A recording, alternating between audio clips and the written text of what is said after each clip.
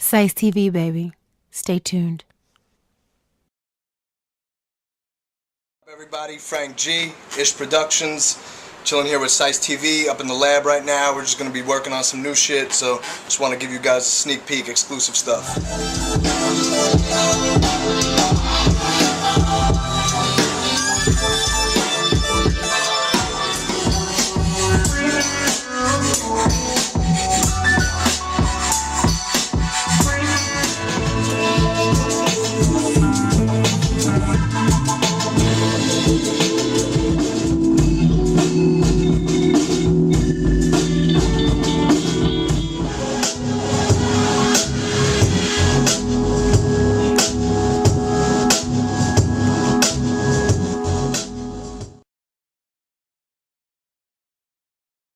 Since like 6 years old I've been playing instruments, so my influences were just really sitting down at the piano while, back in my house in Brooklyn when I was young, and kind of getting it in with my own thoughts, playing by ear, picking up things on the radio that I wanted to play. And I was just fortunate enough to be around good music and instruments all my life, so it was something that I kind of naturally gravitated towards. So that's my real first influence was the piano, so that's really what it was. After that, I started playing a lot of classical stuff, growing up with a lot of classical music, taking lessons, a lot of kind of classical training.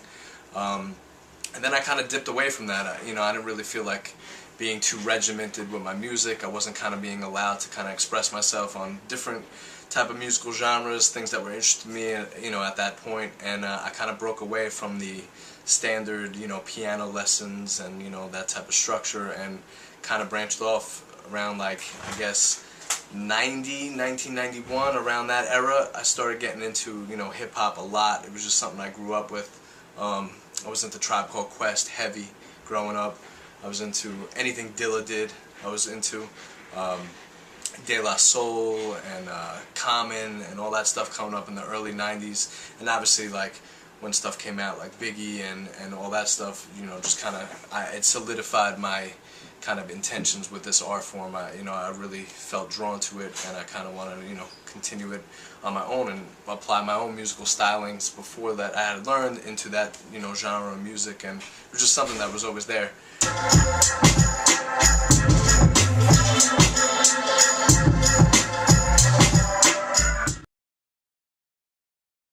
Around 96, 97, I started a band called Phillips Head.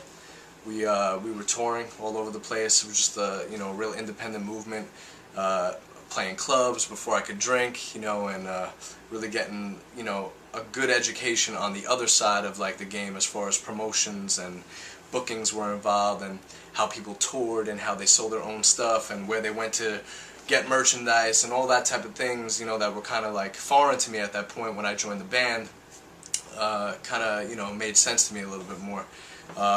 We were doing our thing, touring, going all over the place, selling CDs, sleeping in cars, sleeping at whoever's house would put us up, and really getting it in. And I basically lived with the people in my band, just playing music and vibed out like that. And that was really the platform for which I started. When I started going to all these studios to record our own demos, I was like, I feel like I could do that, man. I feel like I could get my own equipment and really put down my ideas and really have my own place to create stuff. So on the side of Phillips Head, my band, I really just started making beats on like this keyboard's been with me forever. This is a Core Karma. It was basically like the Triton. We just, it was just kind of more set up for live play because I play instruments, so I was on stage a lot and I had to get access sounds quick on the spot instead of, like taking too much time because we were live. And this was a keyboard that had a sequencer in it, so it was something that I started laying down beats in my spare time because I was always listening to hip-hop regardless of what I was doing. My band was rock, so, it wasn't hip-hop oriented, but it always had some hip-hop feel because I was a member in that band, so I always kind of implemented that into the music. And on the side, I was just making hip-hop beats, just for me, just to have them and play them in my car. Linked up with a few people along the way. A really good friend of mine, Yasin, of Tote Entertainment. We kind of linked up early on, like 6-7 years ago. Did a bunch of records with him, and we had a real good musical chemistry. He was the first one that really kind of, I heard an artist, an MC spitting over my beats, and I was like, I could do this.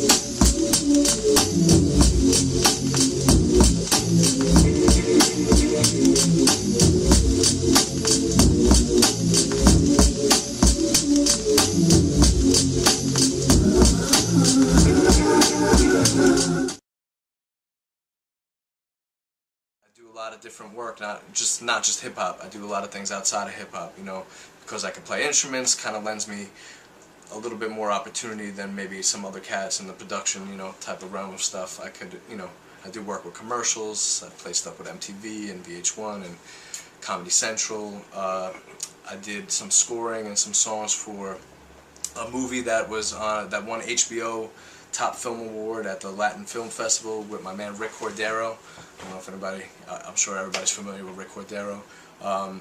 I met him through another artist that I'm really close with, another mixtape EP that I'm working on, my man James Watts. Met him through, met Rick Cordero through James Watts, and, an album that I produced for him called Shameless Promotions. Rick really liked the songs on it, and I produced like 90% of that album, so it kind of drew me closer to him as an artist as well. I saw a lot of his video work. He reached out to us last summer to kind of score some pieces of his film for him called Inside a Change, and it ended up being a big deal at the HBO Film Festival. So I had that opportunity. So I try to stay flexible, man. I don't like to really I get bored of things very easily. So I'm kind of OCD with the way I approach music. You know, I know a lot of people say, oh, I could write a beat in 10 minutes. Like, I can too, homie. You know what I'm saying? Like, I got it, but I don't really approach it with that type of mathematical equation. You know, I kind of ride my own creative wave, so I never really feel like I'm in any type of writer's block, so to speak. You know, I just go with what I'm feeling. So that's basically my start. You know, I've done a few other joints along the way with some legends. You know, I've done a couple of songs with KRS-One and Channel Live.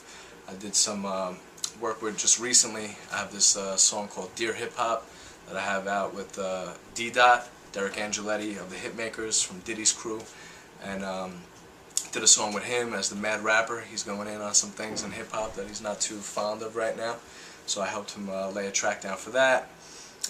Released an album on the Raucous Records called Prelude to a Legacy for some Philly cat that I was messing with named Scans.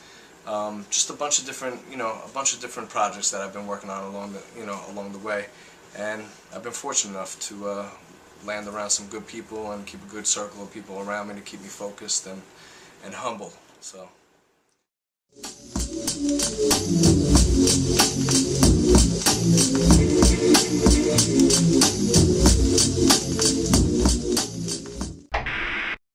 CISETV, baby. Stay tuned.